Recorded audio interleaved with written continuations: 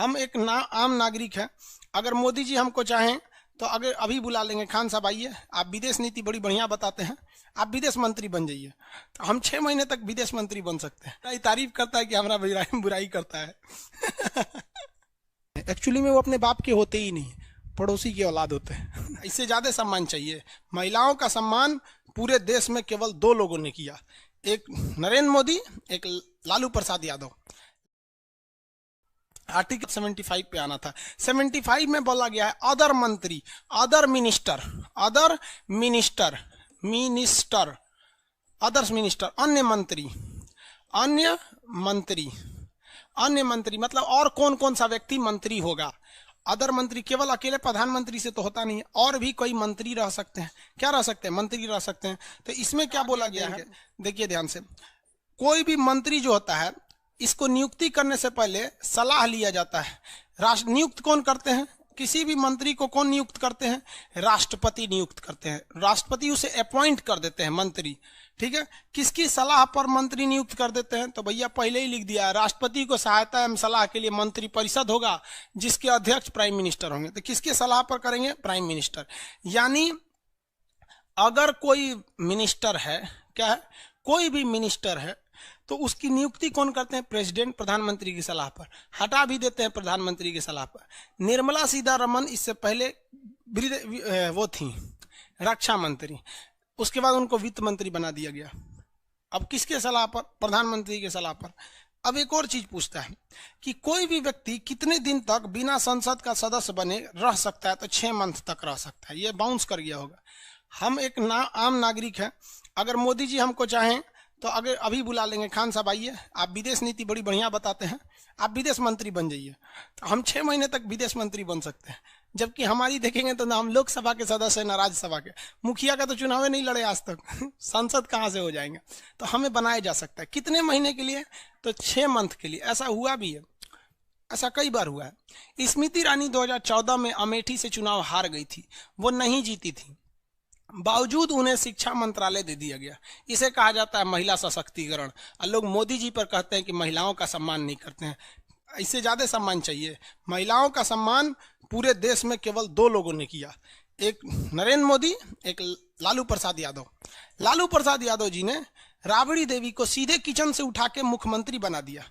ये होता है महिला सशक्तिकरण।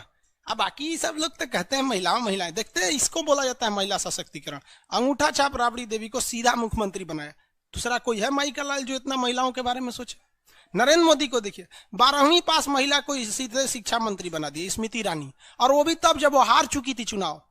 ये होता है भैया महिला सशक्तिकरण। बाकी लोग को महिलाओं की चिंता है। मोदी जी सुन लेंगे तो हमारा गुस्साएंगे, ससुराई तारीफ करता है कि हमारा बुराई करता है।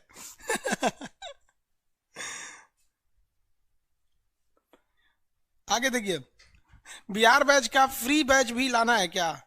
भाई हम 11 रुपये में बैच लिया के पछता रहे हैं, सब घोड़ा गधा सब चल आया है, सब फ्री लाएंगे। कान पकड़ते हैं, कब 11 रुपये का ना लाएंगे हम। पढ़ने वाला लड़का आता है ऐसा तो पढ़ाने में भी मन लगता है। 11 रुपये में सब चला है सब। कभी नहीं लाएंगे, लाएंगे भी तो मना कर देना ना। हम बहुत भावुक आदमी है, कभी कभी भावुक हो जाते हैं तो कह देते 1 रुपया में बैच आएगा, और फिर हमको कमेंट करके सुनाएगा सब। ये पद हो गया, समझ में आ गया। राष्ट्रपति के पद की चर्चा हो गई यहाँ पर। एक सॉरी मंत्री लोग के पद की चर्चा। एक और चीज यहाँ पर है, मंत्री में कोई भी मंत्री जो है वो किसके लिए उत्तरदायी होता है, ये सब आगे अब समझाएंगे। यहां तक समझ गया। मंत्रियों की नियुक्ति कौन करते हैं? राष्ट्रपति। किसके सलाह पर? प्रधानमंत्री की सलाह पर। बिना संसद का सदस्य बने आप 6 महीने तक क्या हो सकते हैं? मंत्री हो सकते हैं। स्मृति ईरानी संसद की सदस्य नहीं थी, 6 महीना बाद वो गुजरात में राज्यसभा की चुनाव जीत गई थी। समझ में आ गया? आगे बढ़े।